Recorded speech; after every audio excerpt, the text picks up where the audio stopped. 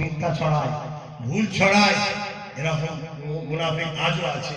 তাই অনেক জায়গায় আপনারা গেলে আমি রাগ করি এই কারণে যে আসবেন না, পিছু পিছু যাবেন না। দেখা যাচ্ছে এই রাস্তায় আমার হিন্দু সমাজের ভাইদের বাড়ি পড়ছে, দলিত সমাজ, আদিবাসী সমাজের বাড়ি পড়ছে, আর আপনারা দল বেঁধে যাবেন। আর ওই সুযোগে কিছু থার্ড পার্টি ওদের কানে মেসেজ দেবে, দেখেছিস মোল্লারা তোদের ঘরে সব তাড়াবে বলে এক হচ্ছে। এই বুঝতে পারে না, পারে না, ভুল মেসেজ দিতে পারে না, পারে না। আমার নিরীহ হিন্দু ভাইগুলো কষ্ট পাবে। এই কষ্ট দিয়াটাই হলো হারাম।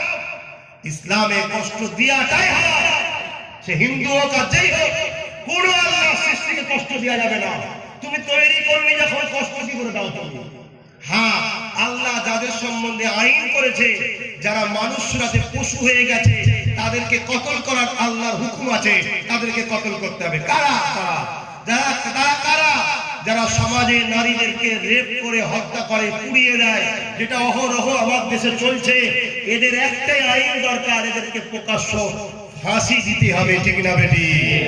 কারণ এরা মানুষ নয়, এরা মানুষ নয়, এরা মানুষের বাঁচতে দিচ্ছে না, এদের বাঁচার স্বাধীনতা নেই। আর কাদেরকে কতল করার কথা ইসলামে আছে? যারা দুইজন মানুষ সুখী আছে, এদের দুজনের বীজখানে ঢুকে অশান্তির বীজ রোপণ করছে। ইসলাম বলছে ওর বাঁচার অধিকার নেই। ও থাকলে দুই গোত্রের মধ্যে দাঙ্গা হবে, অশান্তি হবে, অশান্তি হলে হাজার হাজার নিরীহ প্রাণ মারা যাবে। অতএব এইরকম ব্যক্তিকে আগে কতল করে দাও। কারণ মানুষ নয়, মানুষের মধ্যে শান্তি থাকুক এটা চাই না।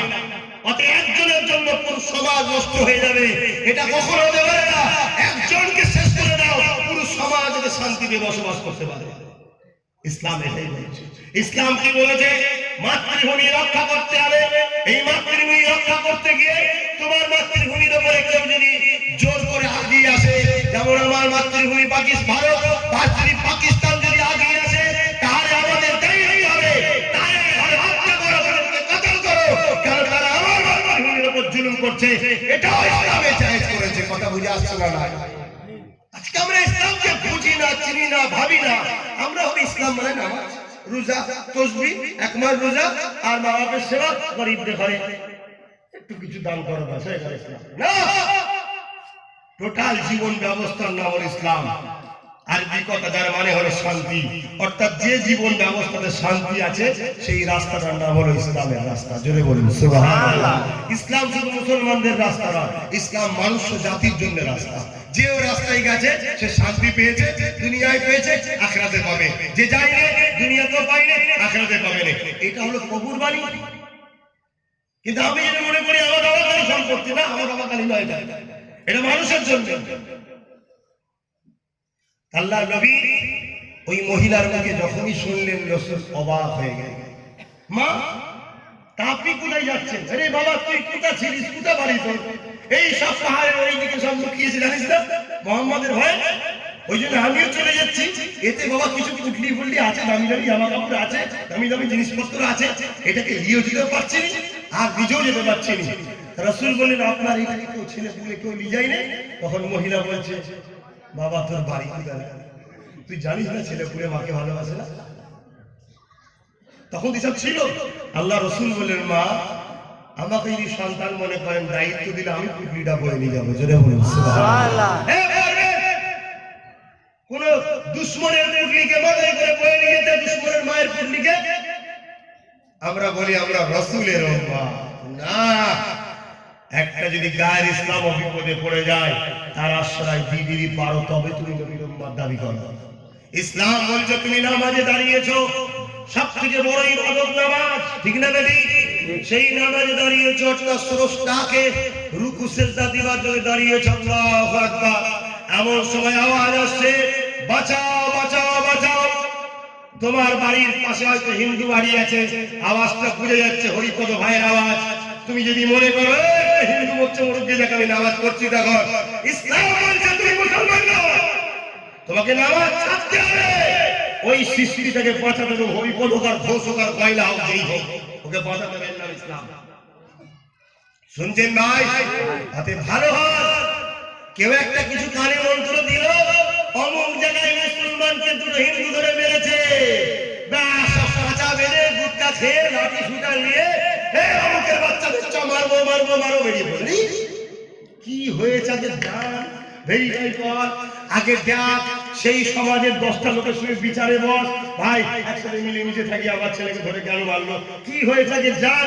ও মাথা গরম হয়ে গেছে, যে ভোর ভোর করে চলে এলো, তারপরে ওরা আবার এসে চলে এলো, দুটো গ্রামে অশান্তি শুরু হয়ে গেল। এর নাম ইসলাম নয়, মিলেমিশে না থাকার নাম ইসলাম। কথা বুঝে আসছে? মিলেমিশে থাকার নাম ইসলাম, শান্তি প্রতিষ্ঠিত নাম ইসলাম, আমল কায়েম করার নাম ইসলাম। এই আমি গত 3-4 বছর আগে হবে আমার হাওড়া জেলা আন্দোলন, আমি কয়েক জায়গায় বলেছি জলসাতে, সারা রোজার মাস মদ খেয়ে বেরিয়েছে, সারা রোজার মাস রোজাওরা কিনে মদ খেয়ে বেরিয়েছে, আর চাঁদ রাত কিনে দোকানে ঢুকেছে। ভালো তো শোনো তোমরা, কিছু কুলাঙ্গার আছে আমার কওমে, তাদের জন্য আমাদের উভয় ঝগড়া হয়, এই কুলাঙ্গার করার জন্য, আর একজনের জন্য পুরো গ্রামটা আগুন জ্বলে যায়। তো এই সময় দেখা গেল ও চাঁদ রাত্রে গিয়ে সেলুনে ঢুকেছে, আর একটা হিন্দু ছেলে দোকানে আগে থেকে সেলুনে চুল কাটছিল, ও যে তার মা তুলে গাল দেবে, অমুকের বাচ্চা কালকে আমাদের ঈদ না, চুল কাটতে হবে, মাতালের আবার ঈদ, মাতালের ঈদ, ঈদটা কার? বেরোজাদারের জন্য নয়, কোন মুসলমান রোজা না রাখে তার জন্য ঈদ নয়, ঈদটা হলো শুধুমাত্র রোজাদারদের জন্য পুরস্কার। জোরে বলো সুবহানাল্লাহ। সে তো রোজা রাখে না, আবার মদ খাচ্ছে, মদ খাওয়া ইসলামে হারাম। আর আমার দেশের সংবিধান মদের বিরুদ্ধে, শুনে রেখে নাও, আজকে ছোট ছোট বিষয় নিয়ে আইন তৈরি হচ্ছে, আর কৃষকদের বিরুদ্ধে বিল পাস হচ্ছে, ছোট ছোট বিষয়ে আইন তৈরি হচ্ছে, কৃষকদের মারার জন্য বিল তৈরি হচ্ছে, অথচ মদকে ব্যান করার বিল তৈরি হচ্ছে না। তাই আমি আপনার সিদ্দিকী চাই, এই যুব সমাজ জেগে ওঠো, এই বাংলায় ভারতকে রাস্তা দেখায়, এই বাংলা থেকে ব্রিটিশ তারা আন্দোলন হয়েছিল, এই বাংলায় সারা ভারতকে একদিন মদ মুক্ত ভারত করে তুলবে।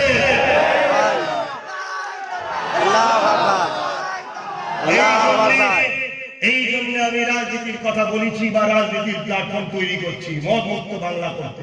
অসুবিধে কোথায়? পীরের ছেলে ছিল রাজনীতি করা কি আমার দেশের সংবিধানে নিষেধ আছে?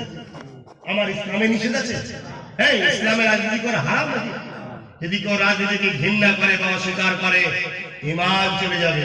হ্যাঁ, রাজনীতির নামে ভণ্ডমি দুর্নীতি গুলোকে অবশ্যই নিন্দা করি, তাহলে ওগুলো নাজায়েজ কাজ, হারাম কাজ, ওইগুলোকে বন্ধ করা দরকার। আমরা নেই বলেই তো এইগুলো হচ্ছে, আমরা ঢুকে গেলেই ওগুলো বন্ধ হবে। ঠিক না বেটি? আজকে যে গ্রামে চোর ছিল, দাদা হুজুরকে পর্যন্ত অনেক জায়গায় ঢুকতে দেয় না গ্রামে। ছোট হুজুর পীর কেবলা, 5 হুজুর পীর কেবলা গেছে গ্রামে আলো জ্বলিয়েছে, তাহলে কি দাদা হুজুরের থেকে 5 হুজুর বড় হয়ে গেল নাকি? আরে কার দ্বারা আল্লাহ কি কাজ নাই? সব কাজ তো আল্লাহ, সব কাজটা কার? চেষ্টা তো আমাদের, জয় তো আল্লাহ, আমাদের তো নয়। যেমন হাওড়া জেলায় নূরপুর বলে একটা গ্রাম আছে, প্রায় জায়গায় বলি, ওই গ্রামে দাদা হুজুর রহমতুল্লাহ আলাইহি দিনের দাওয়াত দিয়ে নামাজ টামাজ ছিল না, সব মহিলার কাজ করতো। কথা বুঝে আসছে? তারা কিছুই জানতো না। দাদা হুজুরকে বললো আসতে হবে না, যাও মোল্লাজি চলে যাও। ছোট হুজুর পীর কেবলা সেই গ্রামে গেল। আজকে সেই গ্রামে কম করে হলো 1 থেকে 3,000, 1 থেকে 1,500, বেশি তো কম নয়, আল্লাহর কাবা করা হাজী সাহেব পাবেন। জোরে বলুন সুবহানাল্লাহ। না ঢুকলে পরিবর্তন হবে কি করে? আজকে রাজনীতির মধ্যে যে নোংরাটা ঢুকেছে, দুর্নীতি করা, মিথ্যা কেস দেওয়া, কেউ কথা বললে তাকে ভয় দেখানো, নারীদের একটু আগুন উঠে নিয়ে পুড়িয়ে দিয়ে হত্যা করা, সব তো নেতাদের পিছনে ষড়যন্ত্র আছে। নাই করতে পারে কি, সাহস কি করে? গরিবদের চাকরি না দিয়া উপযুক্ত লোক চাকরি পাচ্ছে না, 12,000 15 লাখ ঘুষ দিলে অনুপযুক্ত লোক চাকরি পেয়ে যাচ্ছে, ভালো লোক মেডিকেলে পাচ্ছে না, বাপের টাকা আছে 40% নম্বর পেয়ে সে মেডিকেলে চান্স পেয়ে যাচ্ছে, আর গরিবের ছেলে 90% নম্বর পেয়ে পাচ্ছে না। এই যে দুর্নীতি অরাজকতা চলছে, এতে যদি আমরা না ঢুকি তাহলে অরাজকতা কখনো বন্ধ হবে না। এতে আমরা ঢুকলে তবেই অরাজকতা বন্ধ হবে। ঠিক না? তাই তো এসেছি, তাই তো কাজ করছি। অসুবিধাটা হচ্ছে কোথায়? কার অসুবিধা না? অসুবিধা হচ্ছে না। কার অসুবিধা হচ্ছে? কার হচ্ছে? 2 শ্রেণীর লোকের অসুবিধা হচ্ছে।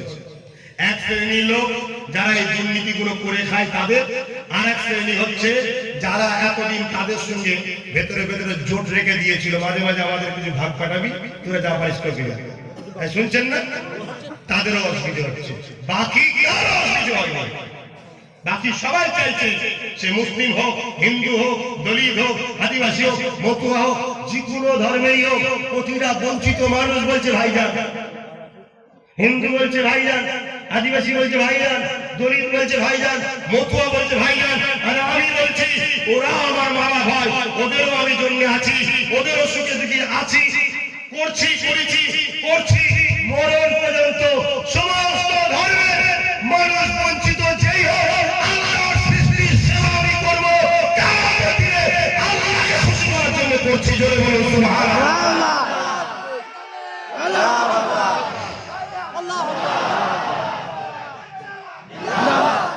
নিশ্চিন্তায় থাকতে পারো আমার আদিবাসী ভাই, হিন্দু ভাই, দলিত ভাই, মতুয়া ভাই, নিশ্চিন্তায় থাকতে পারো। কোন জায়গায় যদি কোনো সমস্যায় পড়ো, একটা বার যদি কোনো হিন্দু মা, দলিত মা, আদিবাসী মা, যে কোনো ভাই ধর্মের যদি একটা বার ধর্মকে অন্তরে রেখে মানুষ হিসাবে আমাকে যে সন্তান মনে করেন, একটা বার ভাই মনে করেন, একটা বার আমাকে স্মরণ করেন, একটা বার করে দেখেন আপনার পাশে দাঁড়াই কি দাঁড়াই না। আমার ইতিহাস তুলে দেখুন, হাওড়া জেলা ডোমজুম থানাতে পার্থ চক্রবর্তীকে টুকরো টুকরো করে মেরে দিয়েছিল এক জালিম। সেই লোকটাকে প্রশাসন এবং পার্টি থেকে বাঁচাতে চেয়েছিল। আমি আব্বাস সিদ্দিকী ওই ডোমজুম থানার সামনে পারমিশন দেবে না, জোর করে আন্দোলন করে সেই পার্থ চক্রবর্তী এবং তার পরিবারকে ইনসাফ পাইয়ে দেওয়ার জন্য লড়াই করেছে। এটা আমার ইতিহাস। এইভাবে পূজা থেকে শুরু করে, মনীষা থেকে শুরু করে, প্রিয়ঙ্কা রেড্ডি থেকে শুরু করে, বাঁকুড়া হেমন্ত থেকে শুরু করে, এইভাবে যেখানে যেখানে যতটা পেরেছি, গত আমপাড়েতে 1200 থেকে 1500 শুধু হিন্দু সমাজের হাতে হিঙ্গলগঞ্জে খাবার তুলে দিয়েছি, যাদের দৃশ্যটা দেখলে আপনারা যদি মানুষ হন আপনার চলতে পারি, আর যদি মানুষ না হন তাহলে আলাদা কথা, হিন্দু মরছে মরুকে যাবে, অমানুষ হলে বলবে। যার মধ্যে মানুষ আছে তার মধ্যে বলবে আরে আল্লাহর শ্রেষ্ঠ মখলুক মানুষ।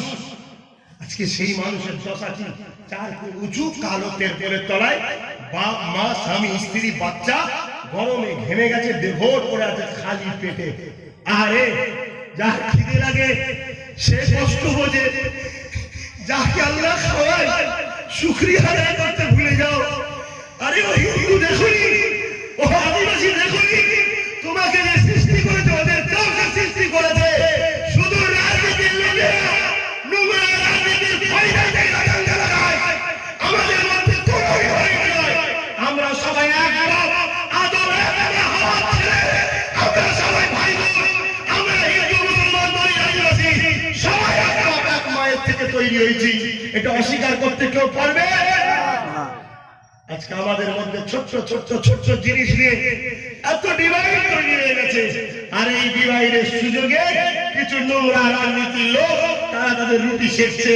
কার ভাই 1000 কোটি টাকার মালিক, কার ছেলে 1000 কোটি টাকার মালিক। কোন হিন্দুর উপকার হলো, কোন মুসলমানের উপকার হলো বলো? বিজেপি আসাতে না হিন্দুর উপকার হয়েছে, বিজেপি আসাতে না মুসলমানের উপকার হয়েছে, বাংলায় টিএমসি আসাতে না হিন্দুর উপকার হয়েছে না মুসলমানের উপকার হয়েছে। উপকার শুধু তার নিজের পরিবারের হয়েছে, দিদির ভাইগুলো হয়েছে আর দিদির ভাইপোগুলো হয়েছে। কথা খারাপ লাগলো? আর ওইদিকে অমিত শাহ ছেলে জয় শাহ হাজার হাজার কোটি টাকার মালিক, কটা হিন্দু হয়েছে? অতএব ভাই, এরা না হিন্দুদের না মুসলমানদের, এরা গরিবদের নয়, এরা বড় লোকদের। অতএব গরিবরা খাও, গরিবরা খাও, গরিবরা খাও। 90% গরিব আছে, কম বেশি এক হয়ে যাও না। আগামী দিন এরা তোমাদের গলায় বেড়ি পড়াবে, যেমন কুকুর বাড়িতে আলসিসিয়ান পোষে ওরা বেড়ি পরিয়ে ওই বড় বড় সব যারা ধনী লোক কারবারি ব্যবসায়ী আছে তোমাদেরকে কিনবে অল্প পয়সায়, কৃতদাস বানাবে। যে কৃতদাস প্রথাকে আমার রাসূল ভেঙে চুরমার করে দিয়ে মানুষকে মানুষের দাসত্ব শিকার থেকে বাঁচিয়ে মুক্তি দিয়েছিল সেই মোহাম্মদ রাসূলের গোলাম আমি চাই আমার বাংলায় কোনো কৃতদাস প্রথা চলবে না। আমার বাংলায় প্রত্যেকটা নাগরিক রাত্রিরে একবেলা দুমুঠো রাত্রিরে ভাত ধরে খেয়ে যেন ঘুমোতে পারে। প্রত্যেক বাড়িতে বাড়িতে একটা করে কম করে চাকরি থাকে, প্রত্যেকটা বাড়ির তার সাংবিধানিক মৌলিক অধিকার শিক্ষা, স্বাস্থ্য, বাসস্থান, অন্য প্রত্যেকটা নাগরিক যেন চারটে জিনিস পায়, এটা আমার দেশের অধিকার। এর জন্য বাপ লড়াই করতে হবে না। এই কাজটা করা কি গুনার কাজ? মানব সেবা করা কি গুনার কাজ হয়? একটু বলেন না। আপনারা যদি বলেন হুজুর আপনি করবেন কেন, সবের কাজ হুজুরটা আগে করবে, তারপরে হুজুরের দেখা দেখে চলা করবে। কথা বুঝতে পারছি? হ্যাঁ, একটা ছোট্ট কথা বলি শোনেন না, মক্কা কথাটা বলে নিয়ে বিরাট একটা শিক্ষার ব্যাপার আছে, অন্যদিকে চলে যাচ্ছি। এটা দুঃখের সাথে বললাম ভাই, আমি দেখেছি, আমি জানি আমার এই ছেলেগুলো সংগঠনে রাত্রিরে 12টা 1টা, এই শীতকাল আসছে, খোঁজ রাখবেন, এরা সব বেরিয়ে বাস স্ট্যান্ডে, ট্রেন যেতে, প্ল্যাটফর্মে, বাজারে ঘুরে বেড়ায়। তারা গরিব আছে, তাদেরকে একটা চাপিয়ে দেয়, তারা মুখটা তুলে হাসে। আমি মনে করি ওই হাসিটা পৃথিবীর কেউ না পছন্দ করুক, সৃষ্টিকর্তা পছন্দ করে। জোরে বলুন সুবহানাল্লাহ। আল্লাহর সৃষ্টিকে যখন হাসিয়েছি, আমার ঈমান কিয়ামতের দিন আমি বিপদে যখন পড়ব, নফসি নফসি নফসি, আমার আল্লাহ আমাকে সেদিন হাসাবে। আমি দেখিনি কে হিন্দু কে গরিব কে কোন ঘরে দেখিনি ভাই, আল্লাহর সৃষ্টি পড়ে আছে, বাঁচাও, কাপড়টা দেখতে পারি, কম্বল দেখতে আরো ভাই ভাই গরিব যতটুকু আমি পারি। কিন্তু আমি চাইছি যেখানে এত আছে একটা গরিব থাকবে না বাংলায়, সেই জায়গাটা দখল করলে তাহলে সবাইকে দিতে পারবো, ঠিক না বেটি? সেই জায়গাটা দখলের লড়াই যদি নাবি, অসুবিধা আছে? লড়াইটা গণতান্ত্রিক প্রক্রিয়া হবে। আমি লোককে বুঝাবো, আমি হিন্দু মায়ের কাছে যাবো, হিন্দু বাপের কাছে যাবো, হিন্দু বোনের কাছে যাবো, হিন্দু ভাইয়ের কাছে যাবো, যে ভাই একবার আমার সন্তান মনে করে ভোটটা দে। একবার বিশ্বাস কর, 34 বছর হিন্দু প্রধানমন্ত্রী, হিন্দু মুখ্যমন্ত্রী, তাও তোরা গরিব কেন? মুসলমানের দোষ নয়। আজানটা হয়ে যাবে।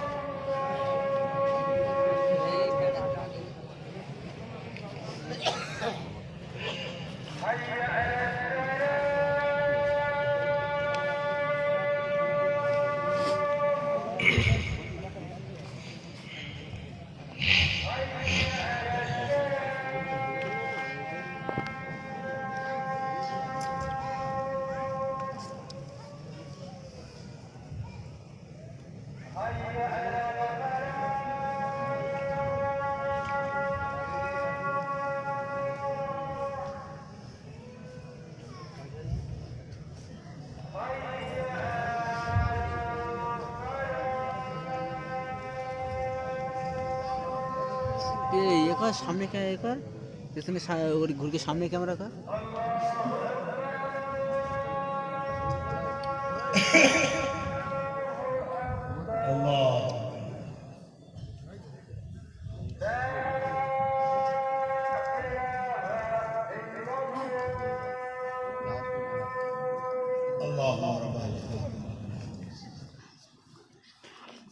চারটে বলতে হবে ভাই, তারপরে আসরের নামাজ আদায় হবে। যে কথা বলছিলাম, মক্কা শরীফে আল্লাহ রসুল দিন দুনিয়ার বাদশাহ হাবিবুল্লাহ ওই বুড়ির পুটলি নিয়ে আগিয়ে যাচ্ছে,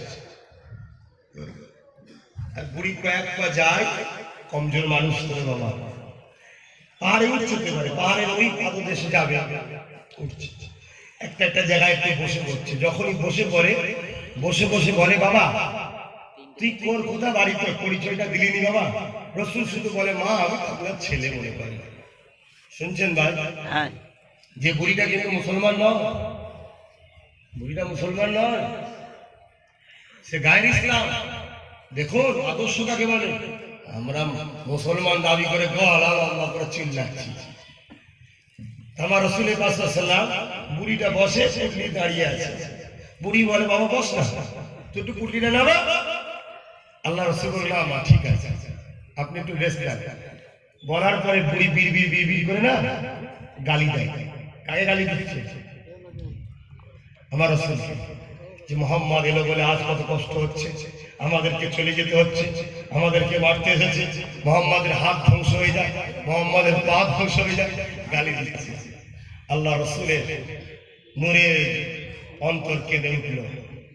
রসুলের পাক সাল্লাম চোখ দিয়ে পানি বেরিয়ে আসছে। বুড়ি আবার যায়, আবার বসে লোকে দাঁড়িয়ে আছে, গালি দিয়েই যায়। যখন বুড়ি পাহাড়ে একেবারে উঠবে মাথায়, পাহাড়ে ওই পাদদেশে সব মক্কা লোকের আগে থেকে যে আছে, রসুল তখন একটু স্লো হয়ে গেল, বুড়ি আগে চলে গেল। যে বুড়িকে দেখে সমস্ত মক্কার লোক যারা ছিল তারা সব চিৎকার দিচ্ছে, এসে গেছে। আমরা ভাবলাম হয়তো মোহাম্মদ মেরে দিচ্ছে, এসে গেছে। সবাই এসে বুড়ির কাছে ঘির করেছে, তার ছেলে পুলেও এসেছে। বুড়ি তখন ছেলে পুলেগুলো আবার, তোরা আমাকে দেখলি না, আমি একটা ছেলে পেয়েছি, লাত আমাকে ছেলে মিলিয়েছে, উজ্জা আমাকে ছেলে মিলে। তখন তারা এইসব মানত তো, শুনছেন না? বললো কে না আসছে, আমার কুপিলি আছে। তখনও নবী পাহাড়ের এই পাদদেশে আরে দেখা যাচ্ছে না। যখন আমার রসুলের পাক সাল্লাল্লাহু আলাইহি ওয়াসাল্লাম আস্তে আস্তে উঠছে, আহা নূরে মুজাসসামকে যখন উঠছে, চাঁদ উঠলে তার থেকেও সুন্দর লাগছে। জোরে বলুন সুবহানাল্লাহ। সবাই দেখতে যাচ্ছে, সবাই তো চেনে না এখন, নাই ভাই সব সিস্টেম বেরিয়ে গেছে, সারা ওয়ার্ল্ডের লোক আমাকে চিনে গেছে। যা আব্বাস সিদ্দিক কেউ আছে, তখন সব ছিল না। বুড়ি এই বলার পরে আবার ওইখানে বিড় করে গাল দিচ্ছে। সবাই বলে, তুমি গালি দিচ্ছ কাকে? মোহাম্মদকে। ছেলেটাকে বলছে, পরিচয় জিজ্ঞেস করেছি, বলি না, শুধু বলছে তোমার ছেলে, তোমার ছেলে।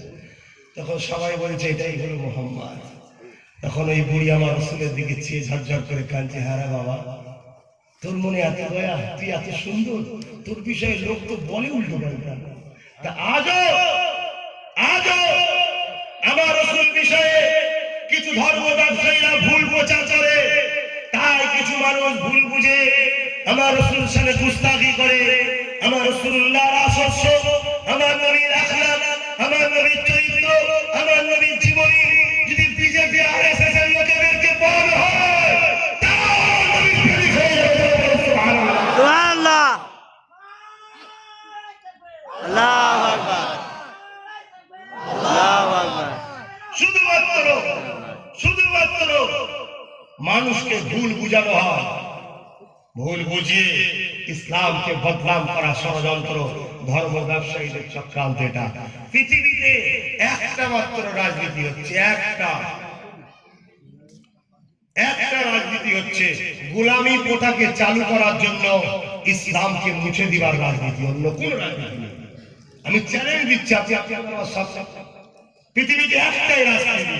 এরা কি বলে, আপনি আমেরিকা বলেন, ব্রিটেন বলেন, লন্ডন বলেন, ফ্রান্স বলেন, ইসরায়েল বলেন, যে কোনো জায়গায়, ভারত বলেন, একটাই রাজনীতি, গোলাম বানাতে চাইছে করতে পারে। এই গোলামি প্রথা কখনো চালু করা সম্ভব হবে না যতক্ষণ না গোলামি প্রথাকে ভেঙে দিয়ে মানুষকে মুক্তি দিয়েছে সেই রসুলের দেখানো রাস্তাকে মিটানো না যায়। সেই জায়গায় আজ আমি আব্বাস সিদ্দিকী যদি গোলামি প্রথাকে মিটিয়ে দিয়ে মানুষের দাস হবে না, মানুষ মানবতায় বাঁচবে, মুসলিমরা লাভ সম্পত্তির অধিকার পাবে, হিন্দুরা দৌলত সম্পত্তির অধিকার পাবে, আদিবাসীরা তারা জল জঙ্গল বন দপ্তরের অধিকার পাবে। এই আন্দোলনে যদি আমি নামি, আগামী দিন যদি আপনাদের নিয়ে পশ্চিম বাংলায় রাজ ক্ষমতা দখল করতে চাই, যাতে করে গরিব মেয়েদের বিবাহ সময় টাকা পাইয়ে দিতে পারি, তার বাচ্চার চোখে পানিটা মুছতে পারি, মায়ের মুখে হাসি ফেরাতে পারি, গরিব ছেলে মেয়ে বাড়িকে 90% নাম্বার পেয়েছে, অকাপ সম্পত্তি দিয়ে ফ্রি পড়ানোর ব্যবস্থা